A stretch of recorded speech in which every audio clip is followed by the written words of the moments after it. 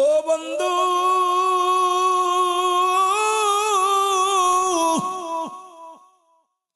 প্রতিদিন মানুষের বাড়ি বাড়ি কাজ করে রে, কারো থালা বাটি মেজে দেয়, কারো রান্না করে দেয়, কারোর ঘরের কাজ করে মুসলমান এগুলো করিয়ে আইব আলাইহিস সালাম কি কিছু খাবার আনিয়া খাওয়ায়।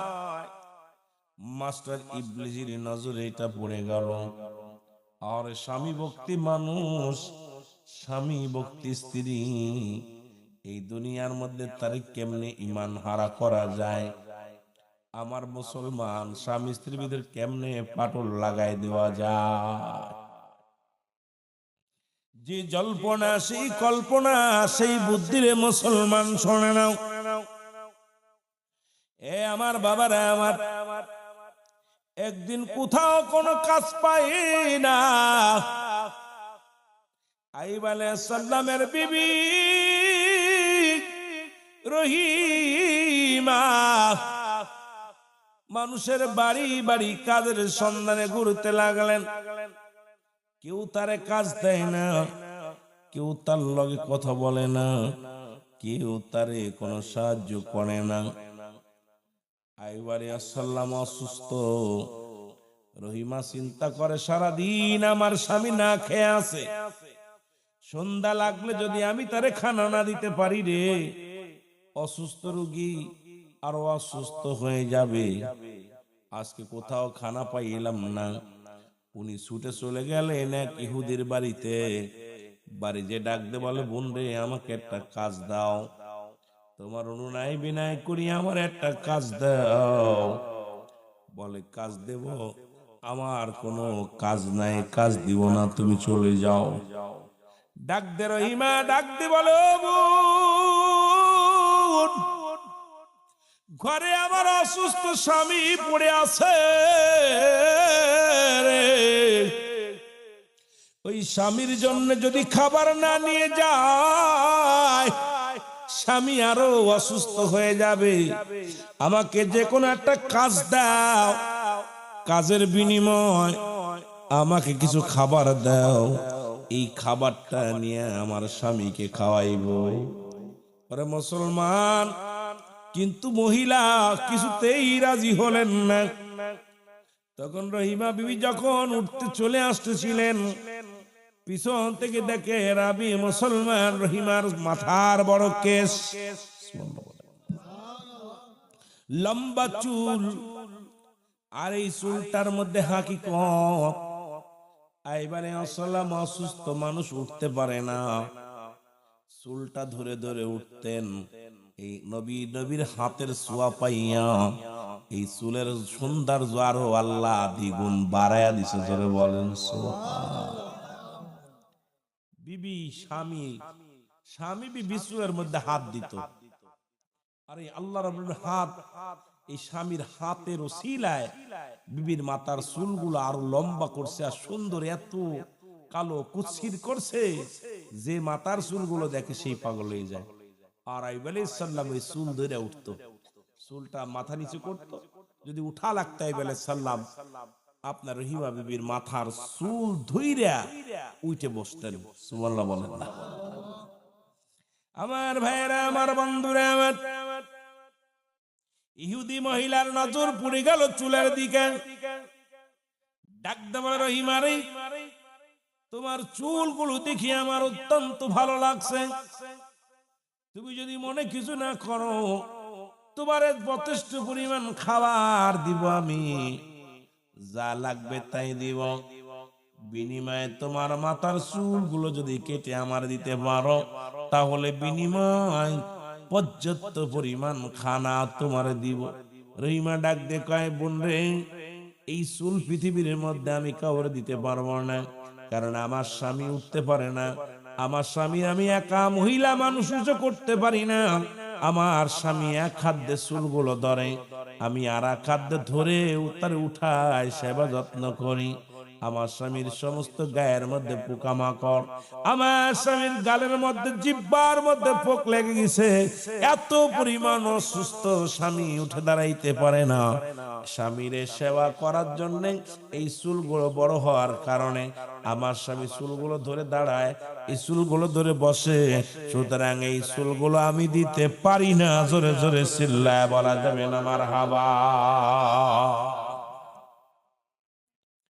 ইহুদি মহিলা চিন্তা করে সুযোগ পেয়েছি,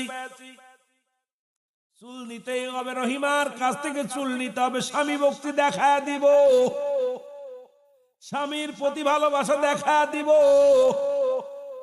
রহিমারে, তোমার সব চুল দেওয়া লাগবে না, তোমার মাথায় যতগুলো চুল আছে অর্ধেক চুলগুলো তুমি আমারে দিয়ে দাও, আর বাকিটা তোমার স্বামীর জন্য রেখে দাও।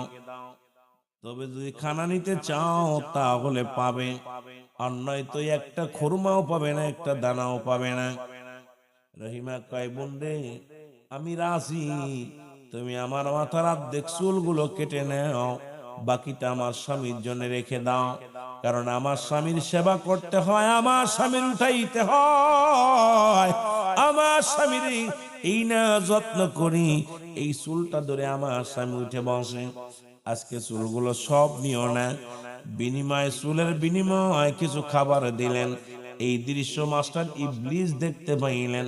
ইবলিস দেখিয়া এক দড়ি এসে বলে, নবী আইয়ুব শোনো, জীবনেও তোমার রোগ সারবে না, কারণ তুমি যারা সতী বিবি ভাবো, তোমার 3 জন বিবি চলে গেছে, আর একজন বিবি আছে দুনিয়ার মধ্যে। তোমার বিবি কি করে জানো?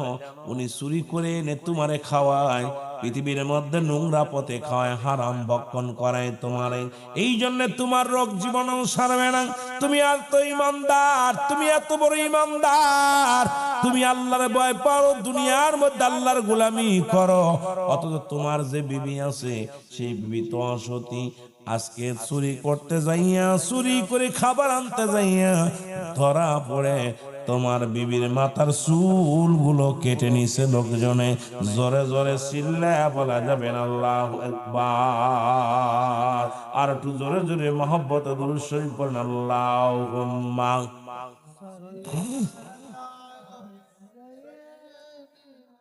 মহব্বতে বলেন না, আনি সাইয়্যিদিনা, আরো জোরে বলেন আল্লাহুম্মা।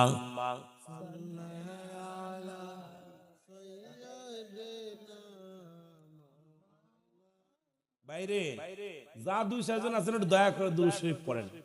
যারা গিয়েছে তো গিয়েছে, যারা আছেন আমি একবারে আপনাদের একদম নরমাল ওয়াশ, একদম ঠান্ডা মাথায় পল্লীর যে কথাগুলো, পর্দা পুশিদার কথাগুলো হয়ে যাবে, যে কথাগুলো বললে আপনার কাজে না লাগলে আমার মা বোনদের কাজে লাগতে পারে। কারণ অসংখ্য মারা মাইকের আওয়াজ শুনতেছে। মহব্বতে বলেন আল্লাহুম্মা সাল্লি আলা।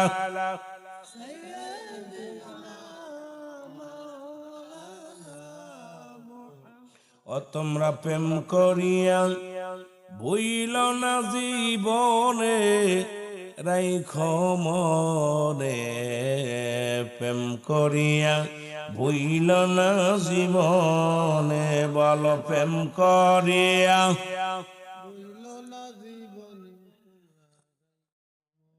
মহব্বতে বলেন প্রেম করিয়া ভুইল না। ওরে বিল্লাল ছিল নবীর ভক্ত,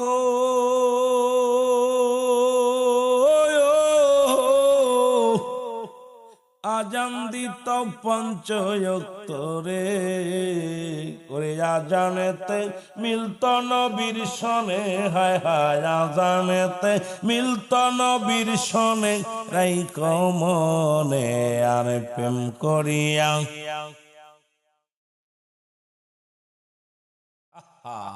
ওরে প্রেম করিয়া বুইল না জি। আজকে আপনারা প্রেম করছেন আল্লাহ আল্লাহ রাসূলের সঙ্গে, ঠান্ডা শীত ঠেকাইতে পারে নাই, কম্বল ফেলাই দিয়ে পাগলের মতো বসে আছেন। ওরে প্রেম করিয়া বুইল না জি বনে, রাইখো মনে, প্রেম করিয়া। আর জোরে বলেন প্রেম করি না বুইল না জীবনে রাইখ মনে প্রেম করিয়া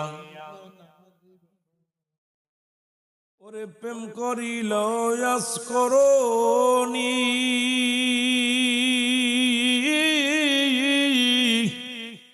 বত্রিশ দাঁত বাংলেন তিনিও ওরে নবীজিকে না দেখা নয়নে হায় হায় নবীজিকে না দেখল নয়নে রাইখ মনে আর প্রেম করিয়া ভুইল না জীবনে বলো প্রেম করিয়া আরো জোরে বলেন প্রেম করিয়া ভুইল না জীবনে তোমরা প্রেম করিয়া আইরে নবীরা শেখের দল নবী সিনে আল্লাহর ডাক আইরে নবীরা শেখের দল নবী সিনা মৌলার ডাক নইলে হবে বিপদ পর পারে হারে নইলে হবে বিপদ পর পারে রাইখ মনে প্রেম করিয়া ভুইল না জীবনে বল প্রেম করিয়া ভুইল না জীবনে রাইখ মনে প্রেম করিয়া নবীর পাগলেরা নবীর প্রেমিকেরা রে ও যুবক ও আমার বাজানেরা দিলের কান্ডা লাগা শোনো হযরত আইয়ুব আলাইহিস সালামের কাছে মাস্টার ইবলিস আকা নবী আইয়ুব গো তুমি বড় বুজুর্গ তুমি বড় ইমানদার তুমি বড় বড় বড় কামেল বইলা দাবি করো অথচ তুমি তোমার বিবিরে কন্ট্রোল করতে পারো না তোমার বিবি তোমার অবৈধ খানা খাওয়ায় তোমার বিবি তোমার হারাম খাদ্য খাওয়ায় আজকে চুরি করতে যা ধরা পড়ে দেখবা তোমার বিবির মাথা আর চুলগুলো অর্ধেক কেটে ফেলেছে আইয়ুব আলাইহিস সালামের কাছে বইলা মাস্টার ইবলিস দরবেশের বেশ ধরে রওনা হয়ে গেলেন এবার রহিমা বিবি বাড়ি আসলেন আসিয়া স্বামীর সেবা যত্ন করেন স্বামীর যত্ন করে স্বামীর গা থেকে মুসলমান গাটা মুছায়া দেয় কিন্তু আইয়ুব নবীর মুখটা বড় মলিন মনটা বড় মলিন ডাক দে বলে বিবি রে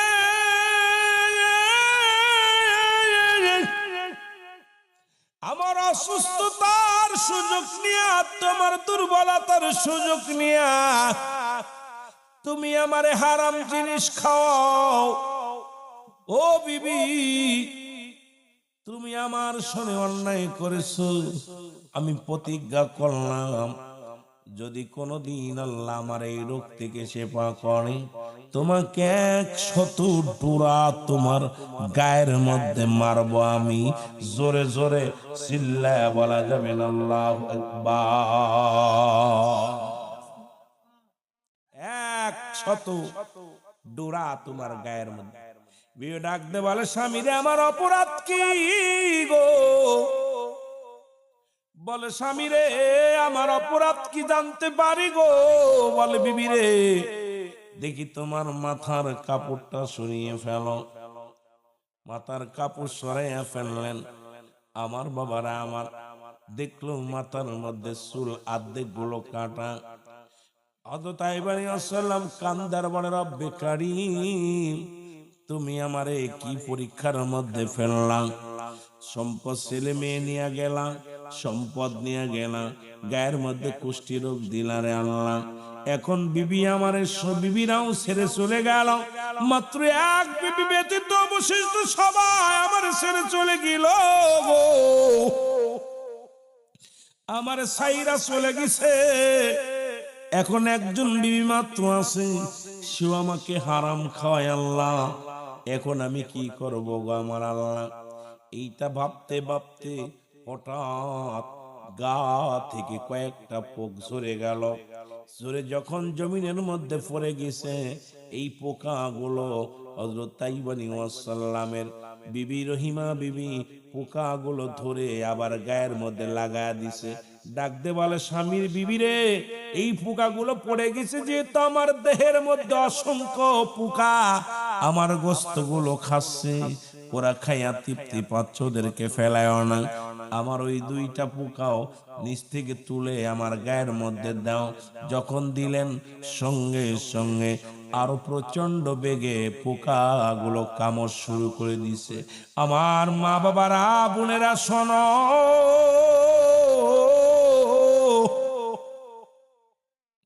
এদিকে মন খারাপ করে বিবি রহিমা বিবি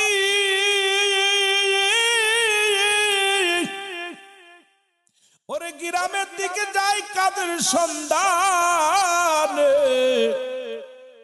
আহারে মহিলা মানুষ চোখের পানি ছেড়ে কান্দার বলে, আল্লাহ বিনা দোষে আমার দোষী বানাইলো, বিনা অপরাধে আমি অপরাধী হইলাম রে আল্লাহ, তবু আমার স্বামীর খেদমত থেকে আমারে সরাইয়া দিও না। রব্বুল আলামিন আমাকে আরো শক্তি দাও, আমাকে আরো তুমি আল্লাহ সাহস দাও, যেন আমার স্বামীর খেদমত গুলো বেশি বেশি করতে পারি। আল্লাহ এই বিপদের সময় আমি যেন স্বামীর প্রতি আল্লাহ বিচার না করি, কিয়ামতের ময়দানে রব্বে কারিমের দরবার যেন ধরা না পড়ি। আল্লাহ আমার স্বামীর খেদমত করে যাওয়ার মতো তৌফিক দান করো। জোরে জোরে চিল্লায় বলো মারহাবা। এ বন্ধুগণ, আমার যখন যাইতেছিল দরবেশ সুরত তৈরা মাস্টার ইবলিস ডাকতে বলে, আসসালামু আলাইকুম এ রহিমা, তুমি কই যাও গো?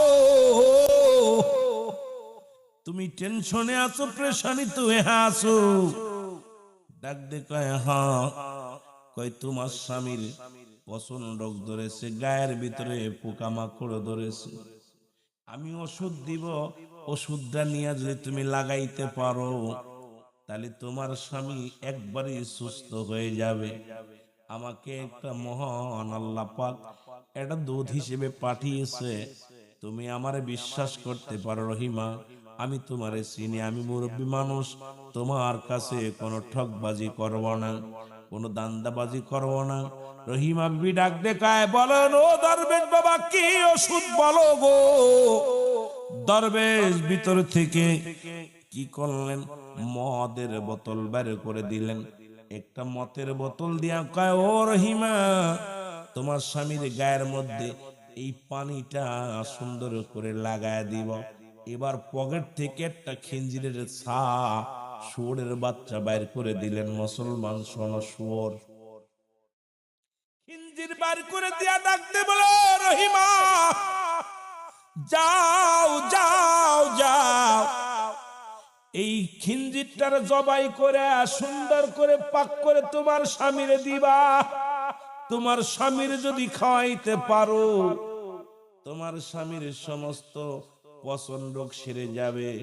আর গায়ের মধ্যে যদি এই ওষুধটা লাগাইতে পারো, এক বোতল মদের বোতল মদ ভরে দিছে, যাও ওইটা লাগাইবা। এই দুইটা নিয়ে রহিমা বিবি বড় আনন্দিত হইয়া ধীরে ধীরে চলে আসলেন, বাড়িতে আসলেন। স্বামীকে ডাকতে বলে, প্রাণের স্বামী, আপনার জন্য মহা ওষুধ আমি পাইছি। একজন সাধক ব্যক্তি, একজন দরবেশ ব্যক্তি আপনার জন্য ওষুধ পাঠাইছে রে স্বামী, যদি কিছু মনে না করেন আমি আনি সামনে।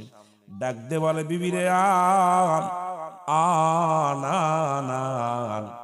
কয়, স্বামী রে, সেই লোকটাকেও আমি সঙ্গে করে নিয়ে আইছি। জোরে জোরে চিল্লায়া বলো মারহাবা।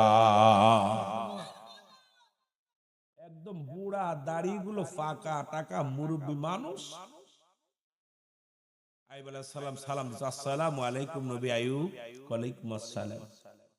হুজুর, আপনি এত মহারোগ হইছে, এই কঠিন রোগ পৃথিবীর কোন ডাক্তার সারতে পারবে না, আল্লাহ আমারে পাঠায় দিছে আপনার জন্য নিয়ামত শুরু হইছে। আপনার বিবির কাছে ওষুধ দিছি, এইটা ভালো করে লাগাইলে আর খাইলে সব কমপ্লিট। নাউজুবিল্লাহ বলেন না, আরো জোরে বলেন। এই ইমানদারেরা শুনে নাও, রহিমা বিবি ডাক দে বলো, আমার স্বামী, প্রাণের স্বামী রে, এই যে দেখেন এই মুরব্বী কবিরাজ ওষুধ দিয়েছে, এইটা বোতল, এই বোতলটার পানি আপনার গায়ে লাগাতে বলেছে, আর এই পশুটা দিছে জবাই করে সুন্দর করে রান্না করে আপনাকে খাওয়াইতে বলছে। আইয়ুব আলাইহিস সালাম মদের বোতলটা দেখে চোখের পানি ছেড়ে দিয়ে বলে, আল্লাহ ও আমার আল্লাহ, এই হারাম জিনিস গায়ের মধ্যে লাগাইব। এবার পশুটা যখন দেখছে, আল্লাহ এই হারাম পশুর গোশত আমি খাইব, সঙ্গে সঙ্গে আইয়ুব আলাইহিস সালাম বলে, লা হাওলা ওয়ালা কুওয়াতা ইল্লা বিল্লাহ। এর সঙ্গে সঙ্গে সঙ্গে সঙ্গে দরবেশ পালানো শুরু করছে রে। এর মাস্টার ইবলিস যে শয়তান দরবেশ সাজে বসেছিল রে, আইয়ুব আলাইহিস সালাম যখন ডাক দিয়ে বলে, বিবি লা হাওলা ওয়ালা কুওয়াতা ইল্লা বিল্লাহ, আউযু বিল্লাহি মিনাশ শাইতানির রাজীম, বিসমিল্লাহির রহমানির রহিম। সঙ্গে সঙ্গে শয়তান পালায়া গেছে। ডাক দে কয়, বিবি রে, তুমি কার ধোকায় পড়তেছিলা? ও যে দরবেশ নয়, ওদের সবচেয়ে বড় ধোঁকাবাজ। আজকে যদি আমার এই মদটা লাগাইতাম দেহের মধ্যে, এত কষ্ট করে আমি ছিলাম রব্বে কারিমের গোলাম, আমার ঈমান নষ্ট হয়ে যেত রে বিবি। তুমি এই দরবেশ শয়তানের ফাঁক করে পড়ছো ও বিবি। আইয়ুব আলাইহিস সালাম ডাক দে বলা পর বিবি বলে, হুজুর আমি ক্ষমা চাই, আমি চিনতে পারি নাই। স্বামীর রোগ সারার জন্য এই দুনিয়ার মধ্যে যে যা বলে আমি সেটাই তো করি, যাতে আমার স্বামী সুস্থ হয়ে যায়। রব্বুল আলামিনের দরবারে চোখের পানি ছেড়ে কান্দায় বলে, সাল্লাম রব্বুল আলামিন,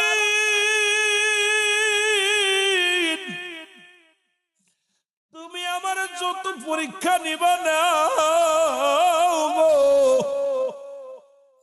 তবে ঈমান নষ্ট করো না আল্লাহ।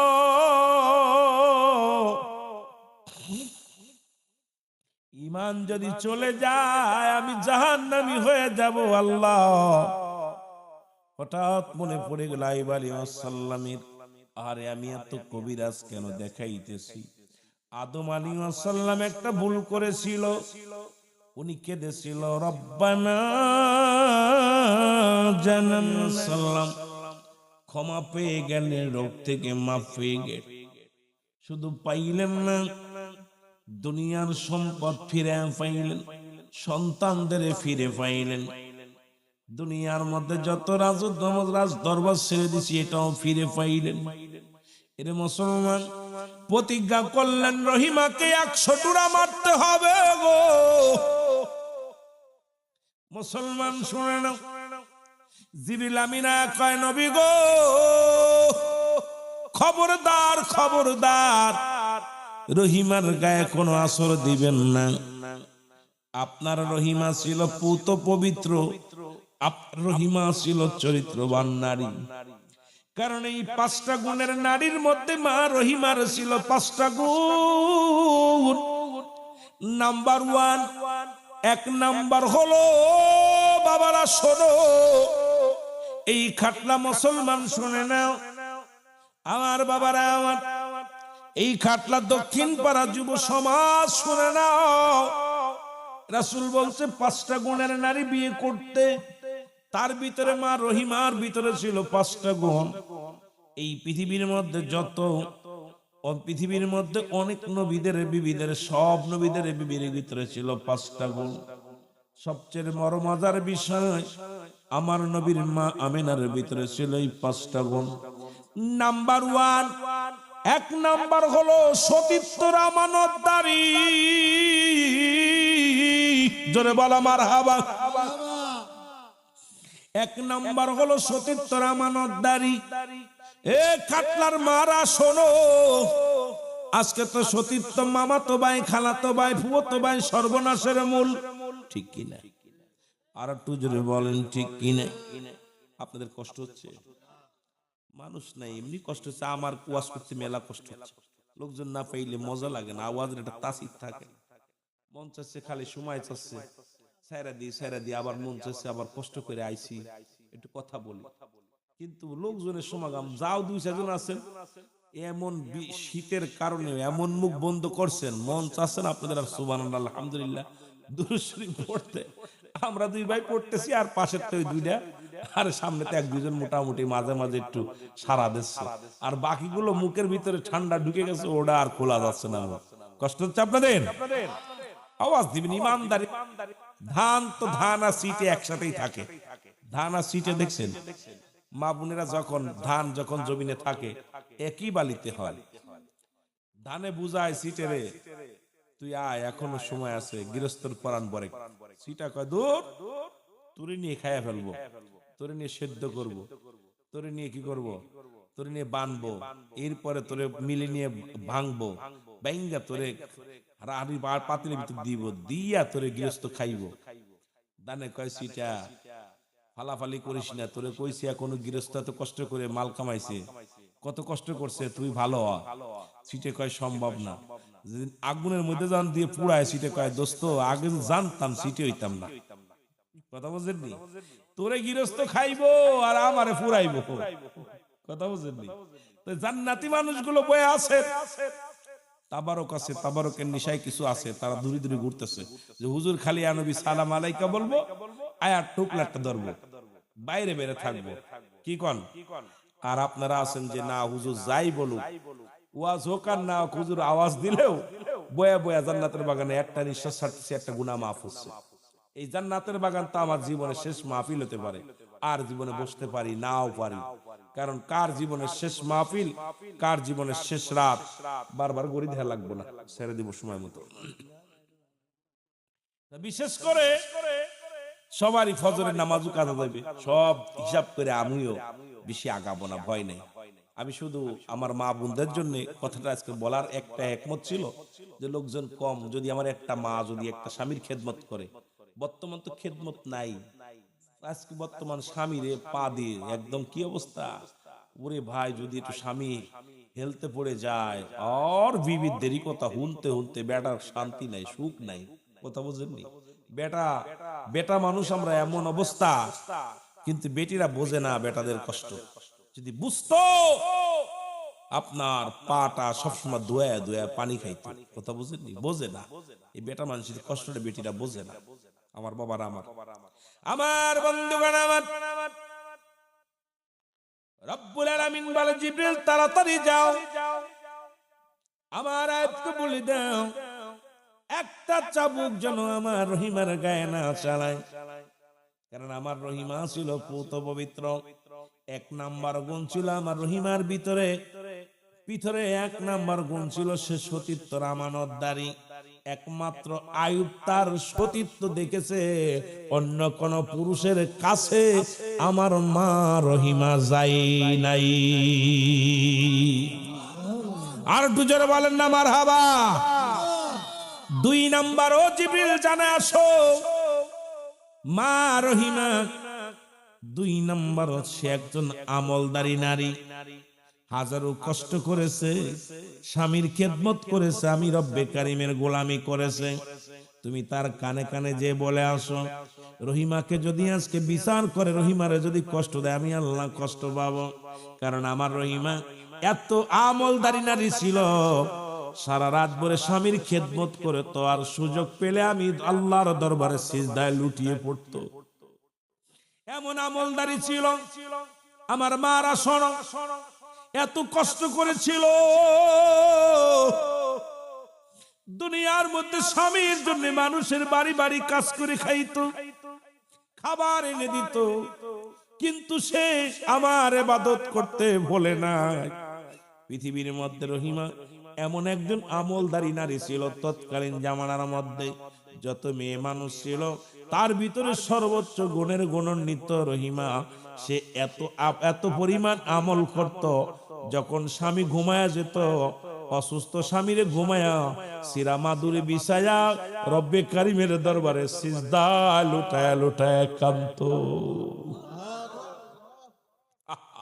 কেমন বিবি দেখছেন? সুতরাং আমার রহিমা 2 নাম্বার ছিল আমলদারি নারী। মারহাবা বলেন না? 2 নাম্বার ছিল আমলদারি নারী। সুতরাং তাকে খবরদার, তাকে যেন বিচার না করে, শাস্তি না দেয়। 3 নাম্বার ছিল আমার রহিমার ভিতরে পর্দাশীলতা নারী। সুবহানাল্লাহ বলেন। মানুষের বাড়ি বাড়ি কাজ করত, কিন্তু আমার রহিমার রূপ যৌবন পৃথিবীর কোনো মানুষকে দেখায় নাই। আর আমার মারা, আপনাদের এই মুসলমান শোনো, এই খাটলার মাদের মাথায় কাপড় থাকে না, গায়ে কাপড় থাকে না। আর রহিমা বিবি মানুষের বাড়ি বাড়ি কাজ করত, তার হাত পা সবকিছু এই মুসলমান লুকিয়ে লুকিয়ে রাখতে এমন কায়দায় চলাফেরা করত, রাস্তা দিয়ে চলাফেরা করত। বেগানা পুরুষ তারে দেখে চিনতে পারত না, কারণ এই দুনিয়ার পুরুষরা তার দিকে যে আকৃষ্ট হবে তার রূপটা পর্যন্ত কেউ দেখতে পারে নাই। রব্বুল আলামিন ডাক দিয়ে কয়, যাও জিবরিল যাও, আমার আইব্রে যায় বলো, কারণ এই পৃথিবীর মধ্যে মা রহিমা, এই পৃথিবীর মধ্যে এমন পর্দাশীলতা নারী ছিল যে দুনিয়ার কোন পুরুষ তাকে দেখতে পারে নাই। এরা জোরে বলা যাবে না। এত কষ্টের মধ্যে এত ভাবে পর্দা করেছে। ও যুবক, নামাজ যেমন ফরজ, পর্দা তেমনি ফরজ। নামাজও যেমন ফরজ, পর্দাও তেমনি ফরজ। মা রহিমা এমন ভাবে পর্দাশীলতা হয়ে চলতো, এমন ভাবে পর্দা করে চলতো, মানুষের চোখ আড়ালে মুসলমান শুধু স্বামীর ক্ষুধা নিবারণ করার জন্য, স্বামীকে বাঁচানোর জন্য আমার মা রহিমা বাড়ি বাড়ি বেড়াইতো, কিন্তু কোন পুরুষের সামনে এমন ভাবে হেফাজত হয়ে চলতেন, এমন ভাবে সুন্দর ভাবে চলতেন, কোন বেগানা পুরুষের নজরে পড়ে নাই। আমার মুসলমান সোনার জিবরিল যাও, আমার আইবরে বলে দাও 4 নাম্বার গুণটা ছিল আমার পড়ে গেল। ইউনূস আলাইহিস সালামের কথা, যখন উনি 41 দিন মাছের পেটে ছিলেন, পড়েছিল লা ইলাহা ইল্লা আনতা সুবহানাকা ইন্নী কুনতু মিনাজ জালিমিন। জোরে জোরে চিল্লায় বলা যাবে না মারহাবা। ডাক দিয়ে বলে, রব্বুল আলামিন,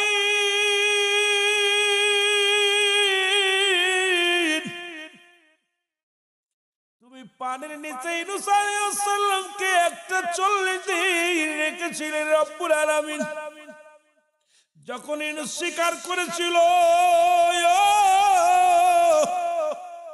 তুমি তারে মাফ করে দিয়েছিলে।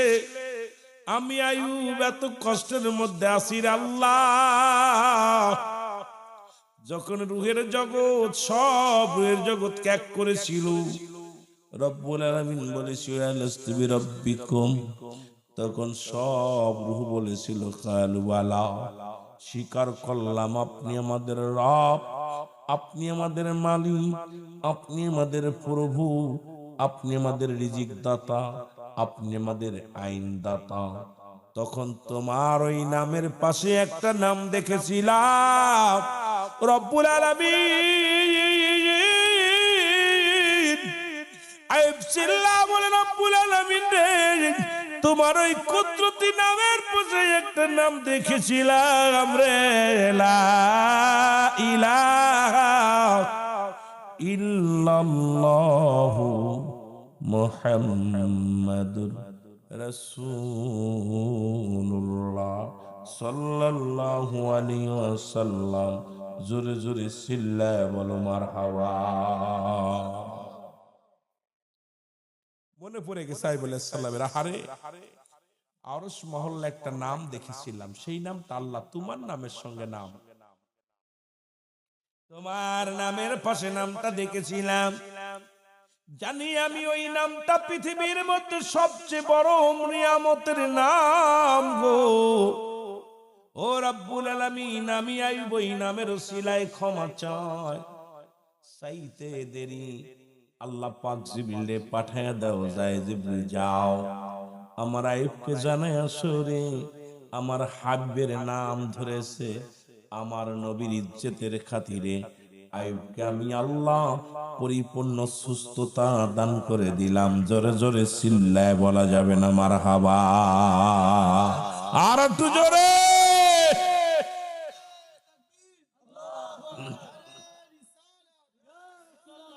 আল্লাহুম্মা সাল্লি আলা সাইয়্যিদিনা মুহাম্মদ নবিয়্যিনা শাফিয়্যিনা মাওলানা মুহাম্মদ। আল্লাহুম্মা সাল্লি আলা, আরো জোরে, নবিয়্যিনা শাফিয়্যিনা। আদম যখন মাটি পানি মরণ বীজি খোদার আসল, আদম যখন মাটি পানি মরণ বীজি খোদার আসল, তার উপরে পড়েন দুরুদ, তার উপরে পড়েন দুরুদ আল্লাহ ফেরেশতা কোল। আল্লাহুম্মা সাল্লি আলা,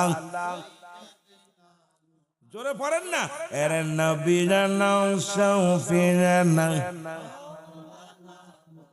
উড়ে যাও রে রাতের হাওয়া, যাও রে উড়ে মদিনায়, উড়ে যাও রে রাতের হাওয়া, যাও রে উড়ে মদিনায়।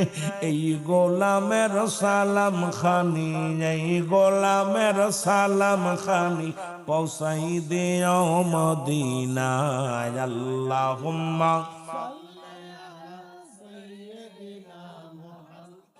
এরে নবী জানা শাফিয়ানা, আরো জোরে, আল্লাহুম্মা সাল্লি আলা সাইয়্যিদিনা।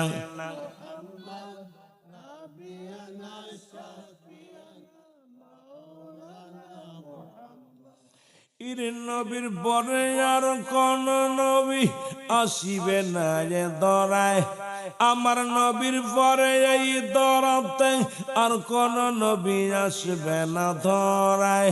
উম্মতের কান্ডারি নবী, উম্মতের কান্ডারি নবী কাঁদিতেছেন রওয়া যায়। আল্লাহুম্মা সাল্লি আলা, এরে নবী জানা শাফিয়ানা মাওলানা। আল্লাহুম্মা সাল্লি আলা সাইয়্যিদিনা নবিয়্যিনা শাফিয়ানা। উড়ে যাও রে মাহফিলের হাওয়া, যাও রে উড়ে মদিনায়, উড়ে যাও রে মাহফিলের হাওয়া, যাও রে উড়ে মদিনায়।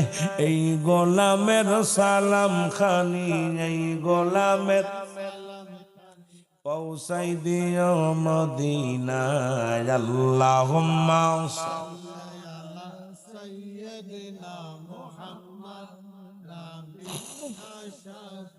জোরে জোরে, নবী জানা শাফিয়ানা। এরে মুসলমান, জিবরিল আমিন ডাক দে কয় মায়ার নবী,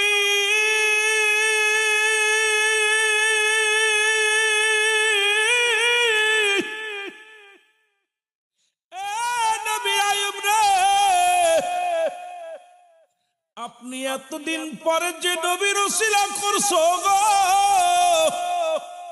রব্বুল আলামিন সেই নবীর উসিলা আপনাকে শেফা করেছে। জোরে বলেন মারহাবা। সঙ্গে সঙ্গে